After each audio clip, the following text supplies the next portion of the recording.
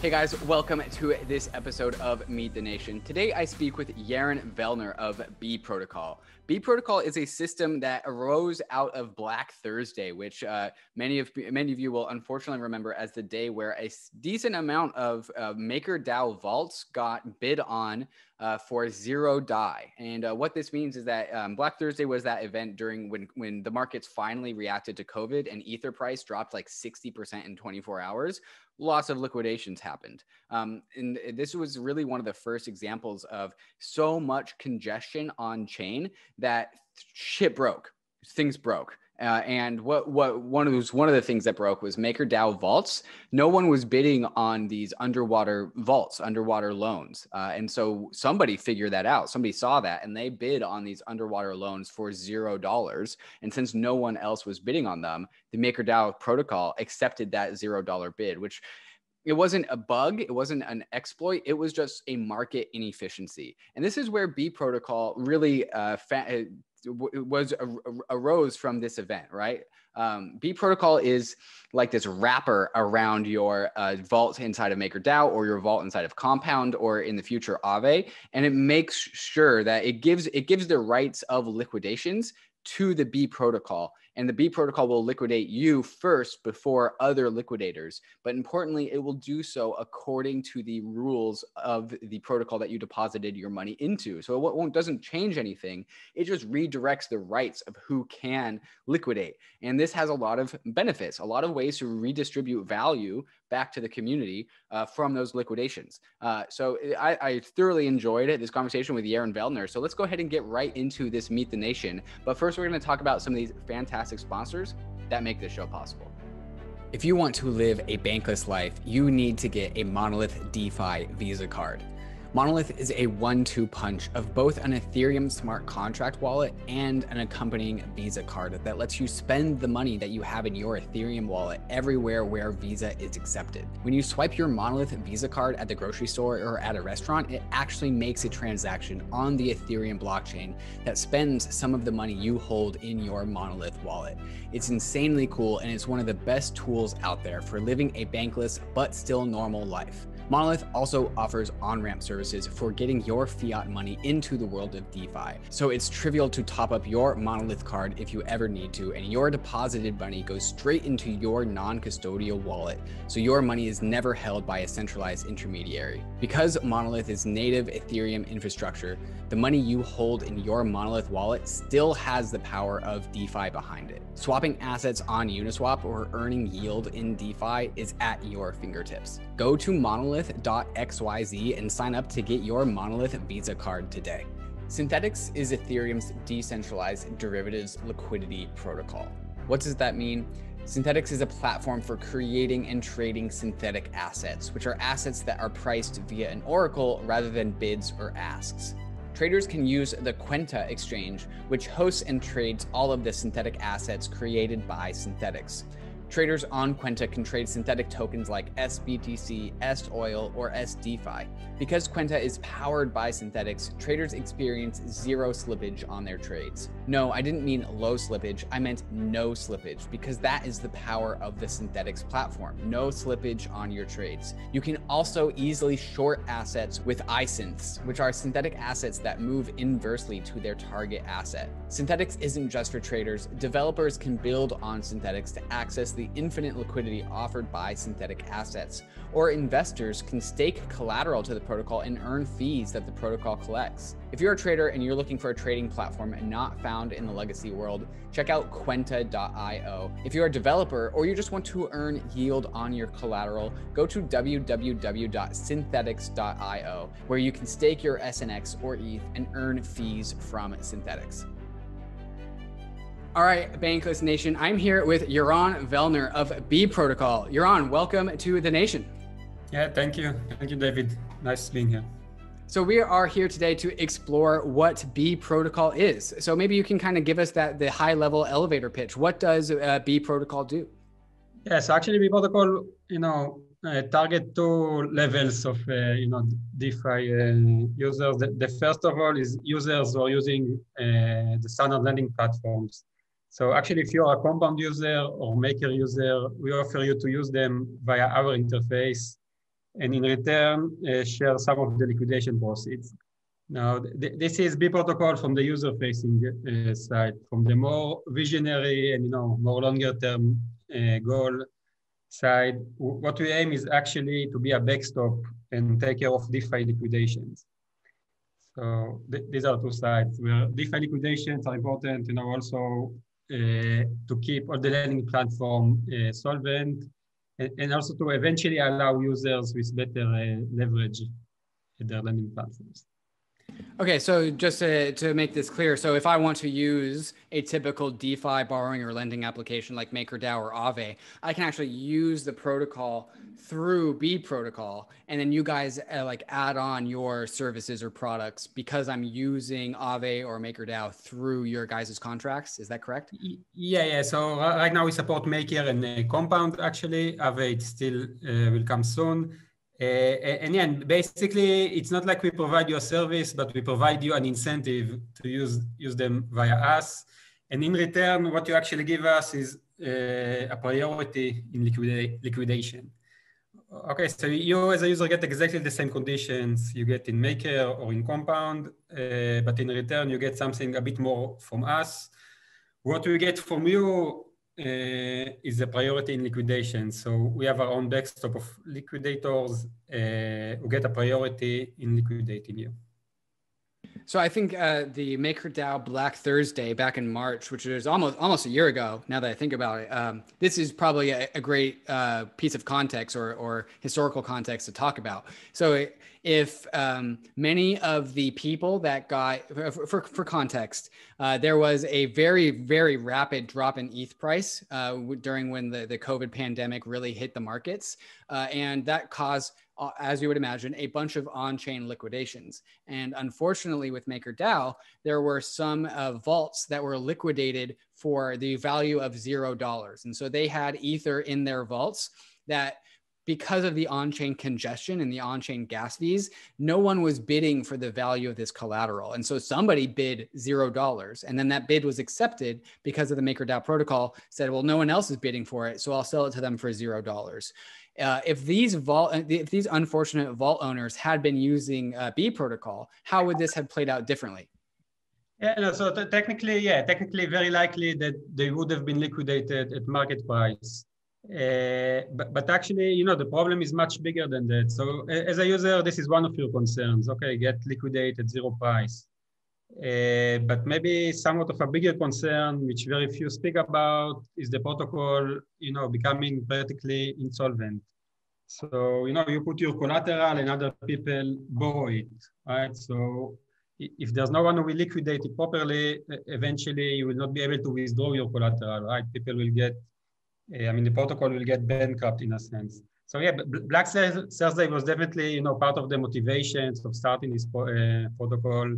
We started already, so basically around April 2020, like a month after Black Thursday. But me personally, was in the liquidation space ever since December 2019 already. And actually, we kind of already back then saw that, the liquidation systems in DeFi is very suboptimal to liquidators. And, basically, we were always discussing what will happen in big liquidation event. And we always thought, that there's like a contingency plan or some backstop that MakerDAO and others keep behind the scene. And then it turned out they don't have. But Black Thursday, in some sense, DeFi did get more mature since then.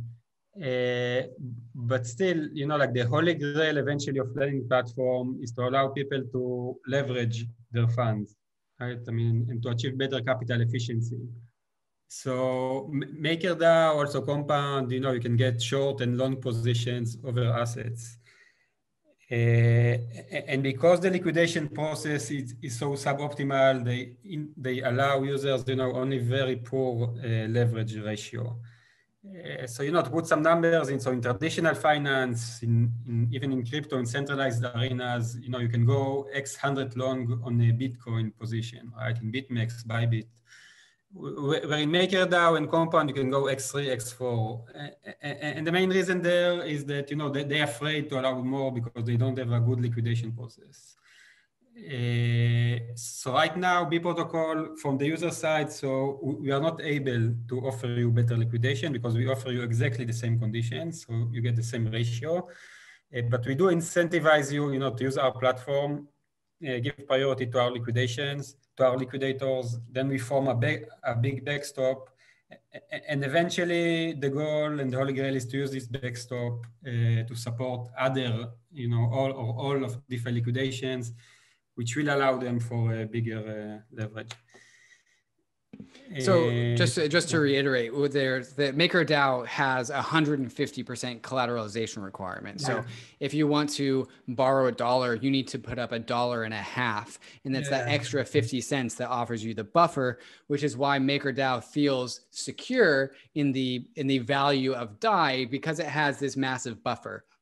And that massive buffer is nice because it's a buffer when we want buffers to be big, but it's also bad because there's not much capital efficiency there. And what you're saying is that, MakerDAO and Compound and all the other borrowing and lending applications, because that they need that buffer, we actually reduce capital security. And you're saying that that buffer must exist because they don't have strong assurances about the liquidation process.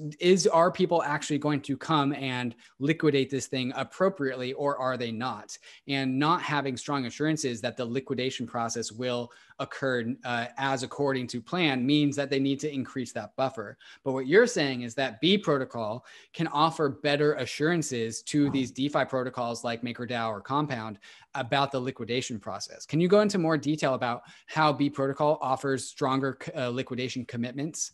Yeah, but maybe, like to make some recap. So again, we will, so currently we do have like more committed liquidators, but at this point we don't offer higher leverage. So maybe it will be best, maybe less confusing if I'll just make some demo and show what B.Protocol actually offers now to the users. Sure, absolutely. Yes. Yeah, so right now if you're a Compound or Maker user, you can just go to up.bprotocol.org. And manage your position from there. So this is the Compound screen we have, and we have also the Maker screen. So let's focus on Compound. So you can do all the standard operations, deposit, borrow, etc. Okay, exactly the same way you are used in Compound. Moreover, every operation you do here eventually goes to Compound. Okay, so it goes to our smart contract and from there to Compound. And in addition, of course, you also, so you get exactly the same, APY for borrows, exactly the same interest rate for borrowing, the comp you get as usual, but in addition, you get to share a jar. Okay, you get users, you get our score, the B.Protocol score, and you get our jar. And the jar is composed from the profits of the liquidators. So with Compound, naturally, we only went live yesterday, still not much there. In Maker, there's already $60,000 there in the jar that Maker users will share. So again, you as a user, you get exactly the same guarantees as in Compound or in Maker, but in addition, you get to share the liquidation score. And actually, moreover, if you already have an account in a Maker or in Compound, we offer a single transaction import where you can import your existing account to our system. So when you deposit your assets into B.Protocol, and not into B.Protocol, but into Compound or Maker using B.Protocol, are you allowing B.Protocol to use your assets for any particular reason? No. So yes and no. I mean, basically, we don't have any custody over your funds. We are not allowed to do. I mean, we cannot move your funds. Not even our governance can move it. No one can move it. But if your assets, according to the Compound conditions, are subject to liquidation, then we get a priority in the liquidation. Okay, so we can only liquidate you instead of Compound, but again, exactly under the same conditions as Compound. So, other than the usual smart contract risk, you don't have anything to lose by using us, only to gain more. Okay, so you get better assurances maybe Compound as a system doesn't get better assurances. It's only the users of B.Protocol that are using Compound get better assurances of their liquidation process. Is that correct? Yes. So first of all, we offload some of the liquidation pressure from Compound. So yeah, we do see it as Compound and Maker also, in the long run, get better assurances. As a user, it's not only about the assurances. You get, you get some control. Discord give you control over the protocol, and you get to share eventually some of the profits, right? So you strictly profit more, right? Putting all assurances aside. Okay, so, and if we don't liquidate you, Compound will, right? So there's no risk here that you will not get liquidated. So where do the profits come from in the jar, and why are they given out to users of the B.Protocol? Yes, so they are giving out to users, to incentivize them to use Compound via B.Protocol and not Compound directly. They come because Compound liquidation penalty is 8%, and currently in Compound, all of it goes to the liquidator. And actually part of the problem, okay, all of it go to the liquidator, but almost half of it go to the miners of the Ethereum system, right? Because you have huge gas flow, you have MEV, miner extractable value, which take very big chunk of the profits. So what we offer to our value proposition to liquidators here is, okay, 8% is quite a lot. So it's not a lot because of all the gas competition and everything, but if you come to B.Protocol, we save you the gas competition. So now instead of 8%, you get only 5%, but the other 3% will go to a jar that will be distributed among all the users.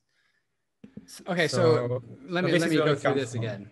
So B.Protocol depositors give the rights to B.Protocol to liquidate them first before Compound does. And because of that, there isn't the gas fight for liquidations because B.Protocol has first dibs at the liquidation process. And so because they're not saving, because they are saving by not being in a bidding war for the arbitrage transaction, that savings goes into the jar? Yeah, exactly.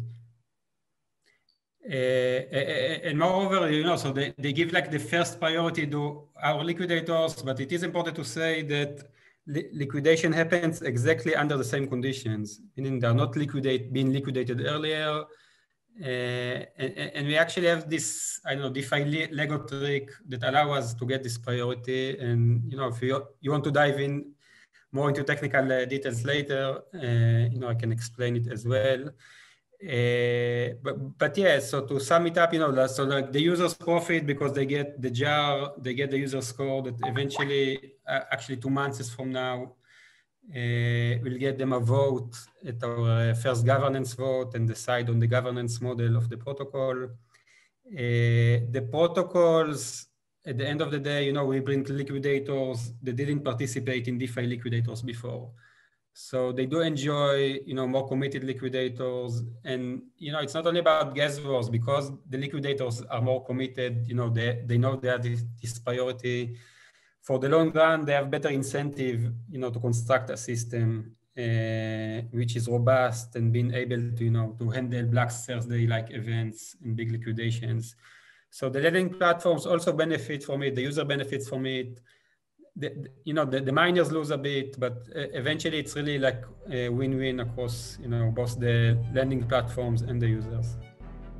Hey guys, don't go anywhere. There is so much left in this Meet the Nation with Yaron. We finished up this conversation with how the B.Protocol will be a community-run protocol. B.Protocol really could become a public good for Ethereum, and that means that the community needs to direct it. So I asked him about the future roadmap for B.Protocol, what could be done if we really extend this out into the future. I had a really fun time talking with Yaron. Don't go anywhere because we got to take a moment to talk about some of these fantastic sponsors that make this show possible.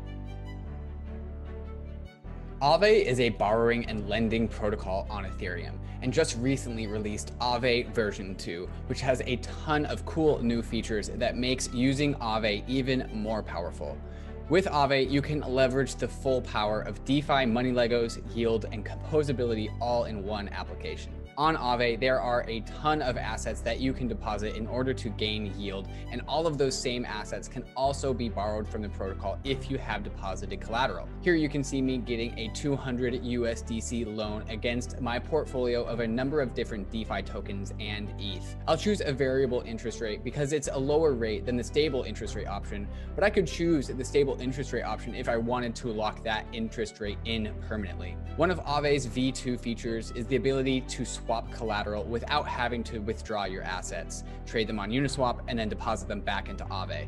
AAVE does all of this for you all in one seamless transaction, so you don't have to repay loans in order to change the collateral you have backing them. Check out the power of AAVE at aave.com. That's AAVE.com. GEMINI is the world's most trusted cryptocurrency exchange. I've been a customer of GEMINI since I first got into crypto in 2017, and it's been my main exchange of choice to make my crypto buys and sells. GEMINI is available in all 50 states and in over 50 countries worldwide, and on GEMINI there are markets for over 30 various different crypto assets, including many of the hot DeFi tokens, and it's one of the few exchanges that has liquid DAI markets. GEMINI just launched their Earn program, where you can earn up to 7.4% interest on 26 various crypto assets.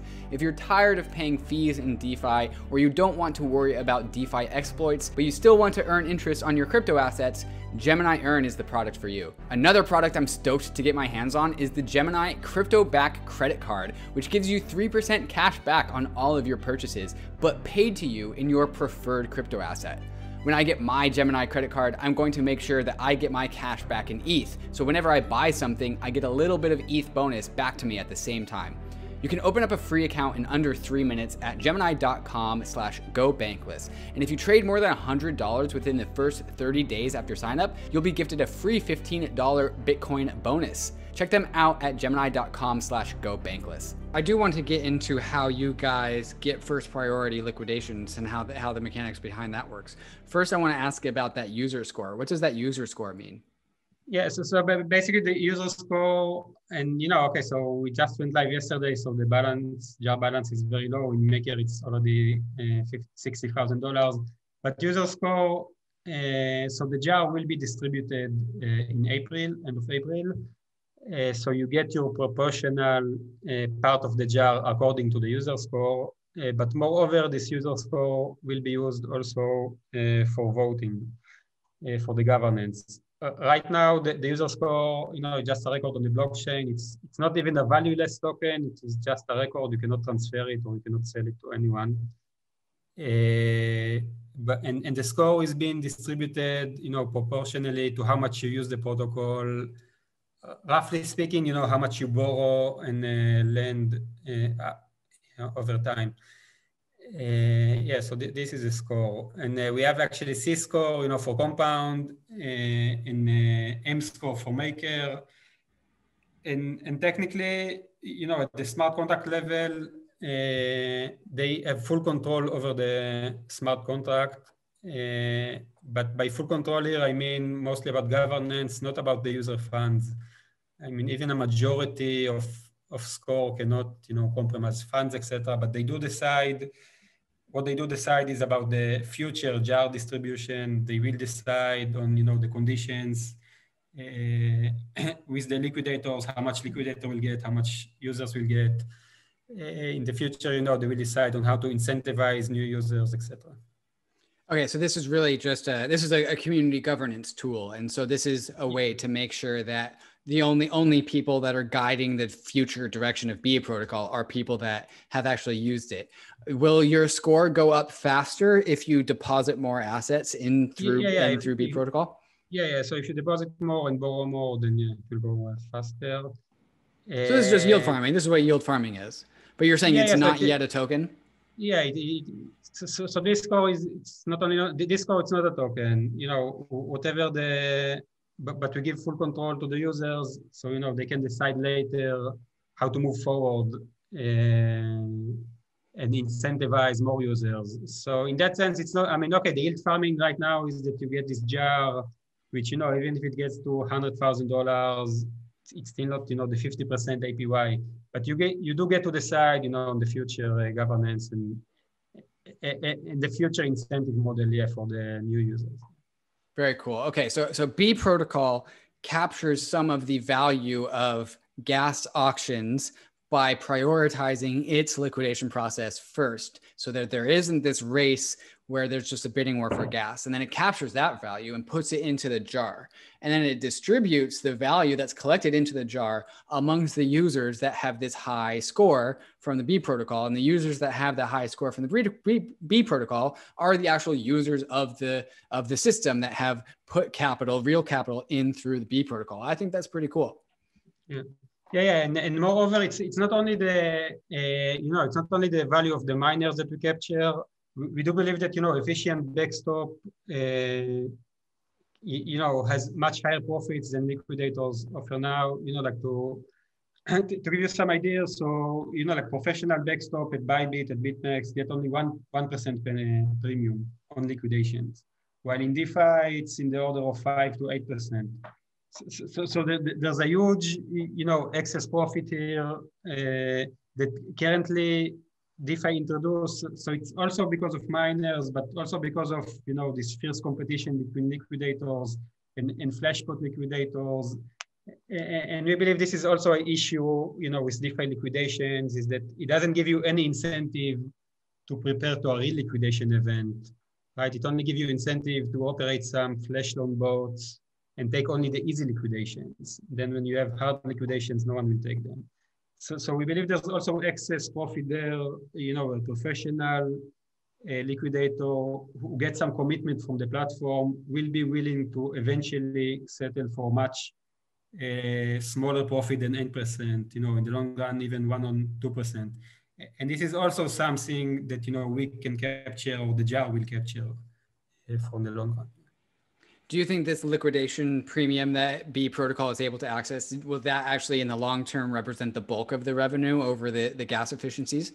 Yeah. I think, eventually, it's not only about gas efficiency. I mean, gas efficiency, let's put it in different words. Compound or Maker, they don't really care if miners take all the profits, right? What they care if they have liquidators or they don't have liquidators, right? But I think like the fact that, Compound has to offer or doesn't feel comfortable to offer less than 8% premium, which is very high, is because of the miners and is because of the, suboptimal liquidation process. And I think eventually, we'll be able to capture, like big part of this 8%. And, I just see a future that as a result, we have a very efficient backstop. Lending platform will come and say, okay, we no longer provide 8% premium. We provide only 1 to 3% premium. But actually we see it as a good outcome because, this will eventually come with very high increase in the volume, right? I mean, if you take Bybit, they only offer 1%, but they did, I think last week when there was this like 10% drop, they did something like $500 million in liquidations, right? I mean, so basically the smaller the premium is, eventually there will be more liquidations, platforms will be more competitive. So even if this 8% shrinks to something smaller, we see it actually as part of the goal, to allow liquidations with smaller premium. But that's more for the long run. Yeah, makes sense to me. All premiums trend towards zero over the long term. And you're totally right. It's just because it's matched by an increase, probably even more so an increase in volume. I'd like to get into how B protocol gets the priority with liquidations. How does that happen? Yeah, okay. So we have some explanation for it in our website. So if you're able to see this diagram, let me,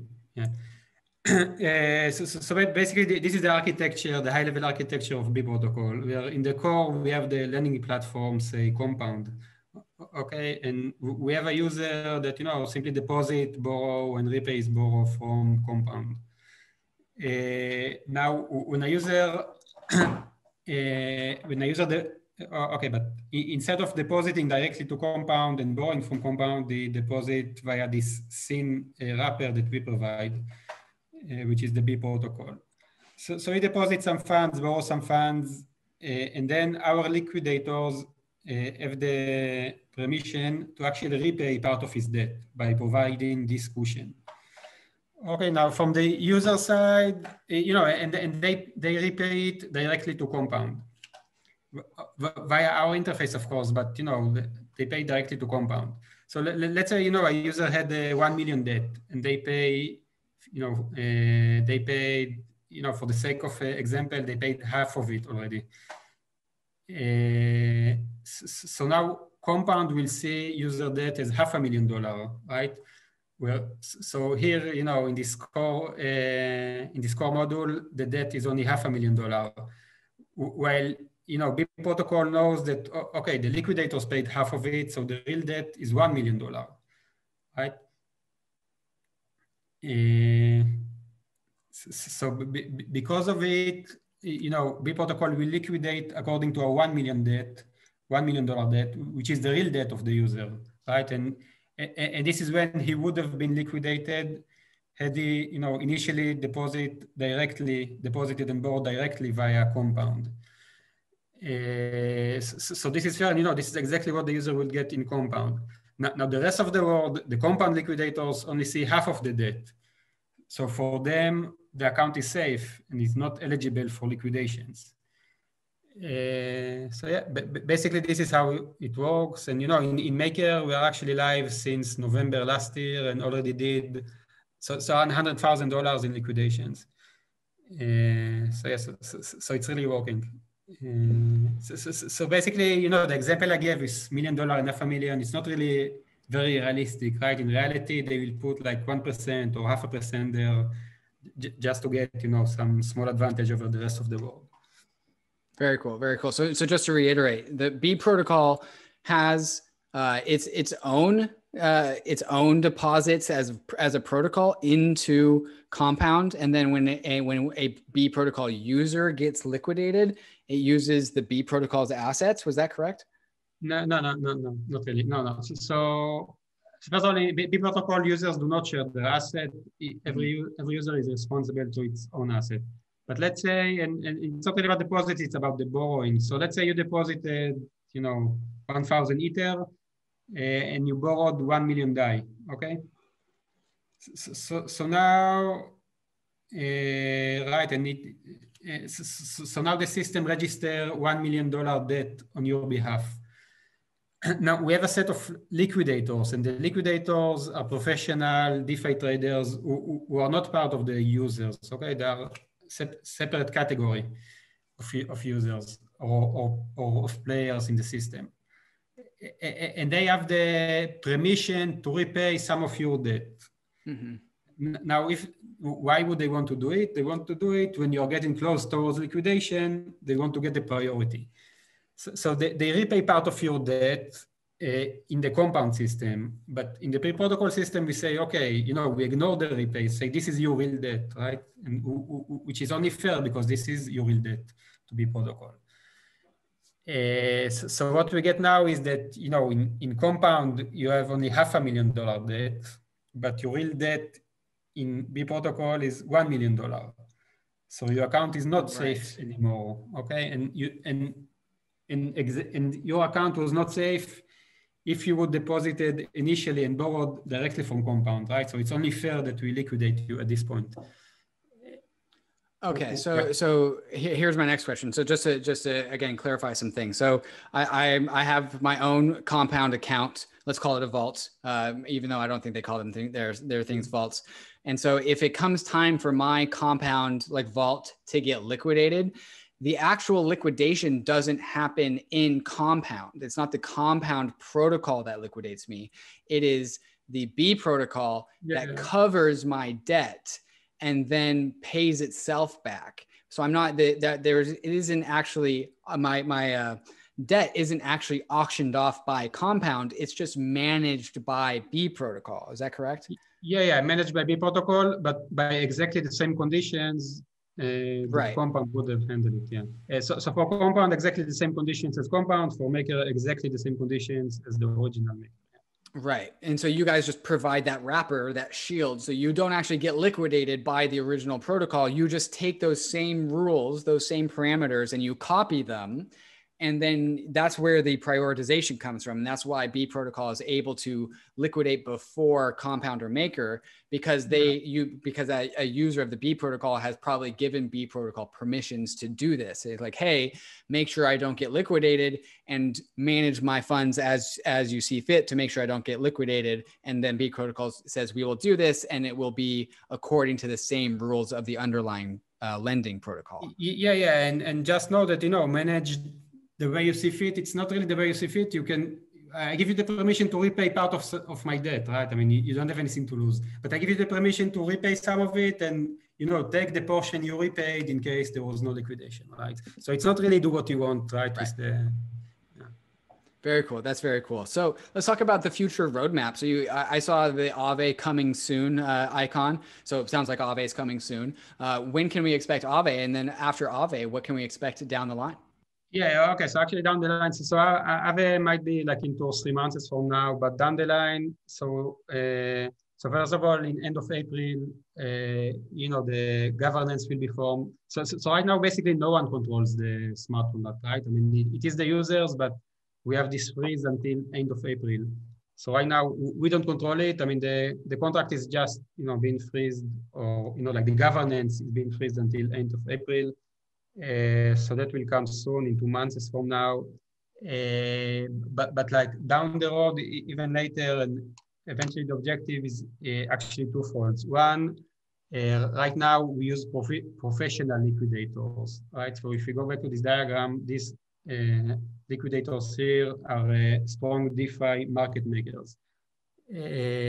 So our goal here is to bring more strong players, but also to allow user-based backstop.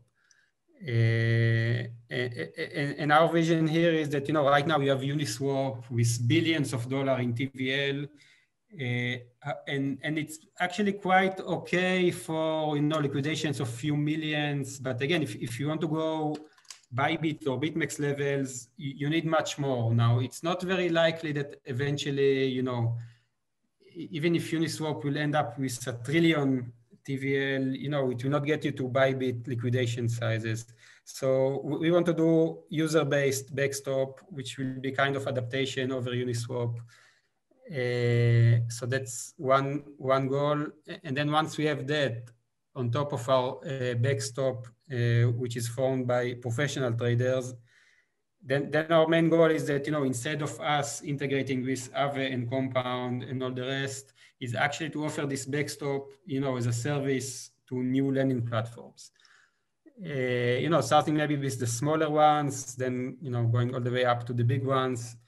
And there it's not only to prevent Black Thursday like events, but also, DeFi right now offer very poor value proposition in leverage if you compare it to centralized finance, right? So X3 to X5 as opposed to X100. So I think this is like, like the backstop primitive is a piece of DeFi Lego that is really missing. No one wants to take care of it. No one, it's like kind of DeFi little dirty secret, right? I mean, people just say, okay, yeah, the community will liquidate us. Which might work okay, with this very bad collateral ratio that are currently offered. But in order for DeFi to become, Bybit and BitMEX level, then yeah, we think, like backstop as a primitive is the missing piece. So one thing I've been hopeful for to see in DeFi is to have like the same DeFi financial services be integrated into like front end UIs that could be spun up by like Coinbase or GEMINI, right? So like we could have Compound borrowing and lending or a MakerDAO vault accessible through GEMINI, and that can be like the GEMINI product. And perhaps one of the reasons why we haven't seen something like this is that we haven't really been able to provide these centralized entities which have, responsibilities to their customers. We haven't really been able to provide them with the really strong assurances that nothing is going to go wrong. Do you think like with the integration of B.Protocol that we might actually be able to get these centralized companies to leverage DeFi better in their backend because they have better assurances that the B.Protocol can offer? Yeah, so actually speaking, some of the leading protocols, speaking with them, and, they are all trying to now approach institutional entities. and all of them told us that, they are being asked, okay, I deposit the money, who actually take care of the liquidations, if something goes wrong, etc. And then they start, giving funny answers, telling them, yeah, the community will liquidate you, which is not a good enough answer, for institutional players. Especially for traditional ones. So yeah, this is like one, very important aspect. And I think here, it's not really about, okay, we B.Protocol as a company, as a nice people, we will not be eventually the ones who will liquidate, as a company, everyone. But we are the one who are building, a protocol that give better incentives, in the presence of gas war and other DeFi considerations, give better incentives for a backstop and for liquidators. And we're also being, able to bring strong DeFi players to be the backstop holder. So that's one side, for institutional players that are really concerned about, the insolvency of lending platform. And yeah, the other direction is maybe more of the gamblers or, like the average users who, even if they don't want higher leverage, giving them higher leverage will make their position safer, right? Because they will get liquidated at later stage. So everyone wants eventually bigger leverage, even if you don't plan to use it. These are the two aspects that, backstop primitive will be able to facilitate. That's really cool. And to me, this is just a story of DeFi maturing, right? DeFi just being more secure in solving its own problems. So that gives me really optimistic. Yaron, if anyone listening, anyone in the Bankless Nation wants to learn more about B.Protocol, where should they go? How can they find you, and how can they find the community? So first of all, we have a Twitter. So, I don't know if later we can put some links maybe down. There will be a roadmap of links in the show notes. Absolutely. Yeah. So we have our Twitter channel, Discord channel, Medium post, and of course our website. And actually everything is accessible via bprotocol.org. Very cool. And so of all the community members out there, what specific types of community people are you really looking for? Are you looking for developers? Are you looking for liquidators? Who more specifically are you looking to communicate with and bring into the B.Protocol? So like at the immediate level, so basically we are looking to communicate, and we're reaching out to Compound and Maker users. Right, so we are live for a few months already. By the way, we have over $30 million of user deposits. And like the main take-home message, or the message we want to give to everyone, if you're a Maker user, if you're a Compound user, come use Maker or Compound via our interface. You can mostly gain from it. Very little, and nothing to lose. So these are the, this is in the very immediate level where we approach. On the more long-term level, so we are in touch with basically most of the DeFi lending platforms. With some of them, we are already going, moving forward to the next level of integration, to allow them actually giving more leverage to the users. But basically that's it. For the liquidators, actually, being so actually the easiest part for us is to bring liquidators. So, me myself, prior to B.Protocol, I was CTO of Kyber Network, where we did professional market making. We were in touch with many professional market makers. And in that regard, we built here the liquidation system in such sense that will allow existing Kyber and also other DeFi market makers to actually tap in with the liquidations. And for them, the premium is quite attractive. So there we are pretty much covered, at least for the short term, like for the current DeFi system, DeFi scales. For the long run, obviously we are looking to onboard the more traditional players, but for that, we need to grow more. Fantastic. Well, Yaron, I have already learned a ton about B.Protocol. So for all the Bankless Nation listening, there will be a ton of links in the show notes if you want to go and investigate more. So Yaron, thank you for coming and introducing B.Protocol to the nation. Okay. Thank you for having me, David. Hey, we hope you enjoyed the video. If you did, head over to Bankless HQ right now to develop your crypto investing skills and learn how to free yourself from banks and gain your financial independence. We recommend joining our daily newsletter, podcast, and community as a Bankless Premium subscriber to get the most out of your Bankless experience. You'll get access to our market analysis, our alpha leaks, and exclusive content, and even the Bankless token for airdrops, raffles, and unlocks. If you're interested in crypto, the Bankless community is where you want to be. Click the link in the description to become a Bankless Premium subscriber today. Also, don't forget to subscribe to the channel for in-depth interviews with industry leaders, Ask Me Anythings, and weekly roll-ups where we summarize the week in crypto and other fantastic content.